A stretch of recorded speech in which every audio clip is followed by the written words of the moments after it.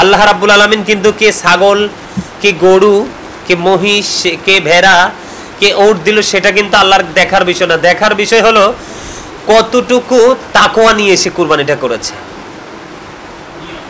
নিয়ত, তার ভাবনা, তার চিন্তা কতটুকু আল্লাহ রাব্বুল আলামিনের দিকে ধাবিত করে, আল্লাহ রাব্বুল আলামিনকে পাওয়ার জন্য তার হৃদয়ের দুর্বলতা প্রকাশ করে কুরবানি করতে পেরেছে, সেটা হলো দেখার বিষয়।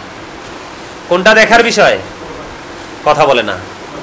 তাকওয়াটা, তাকওয়াটা কোনটা? তার মানসিকতাটা হলো দেখার বিষয়।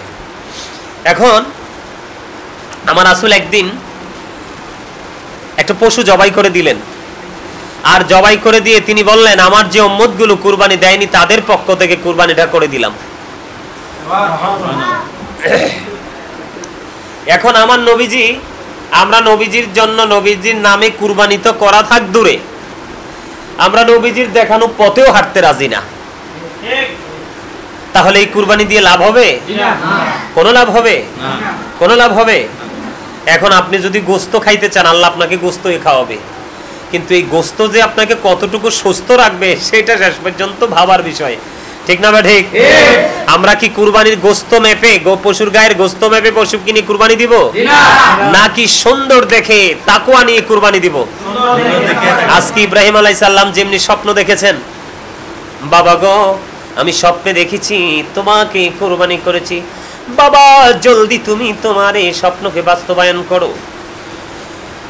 ইব্রাহিম খলিলুল্লাহ ইসমাইল জবিউল্লাহকে নিয়ে গেলেন, কুরবানি করার জন্য প্রস্তুত। বাবা গো তোমার কাজ তুমি দ্রুত সম্পন্ন করো, এক মুহূর্তের জন্য তুমি পিছপা হইও না। যখন ইব্রাহিম আলাইহিস সালাম আল্লাহ রাব্বুল আলামিনের পরীক্ষায় যখন উত্তীর্ণ হয়ে গেলেন, সন্তানকে কুরবানির জায়গায় যখন নিয়ে গেল, আল্লাহ রাব্বুল আলামিন একটা ডাক দিয়ে বললেন, আমি আমার প্রিয়দেরকে এইভাবে পরীক্ষা করি। ইব্রাহিম খলিলুল্লাহ পরীক্ষায় বিজয়ী উত্তীর্ণ হয়ে গেছে। আমি আপনাদেরকে বলি, আজকে যদি সেই ধারাটা অব্যাহত থাকতো তাহলে কি উপায় হতো? উপায় ছিল?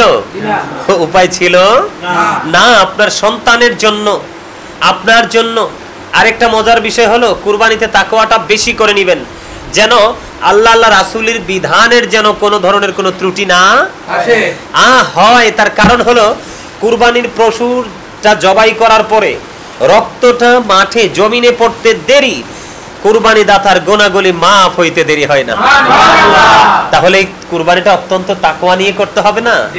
আল্লাহ এবং আল্লাহর হাবিব যেভাবে দেখিয়ে দিয়েছেন সেইভাবে আমাদেরকে কুরবানিটা করতে হবে। কুরবানির জন্য পশু চিহ্নিত করা হয়েছে, গরু, বকরি, ভেড়া, দুম্বা, এই তিনটা কিন্তু 1 বছরের হলেই এনাফ।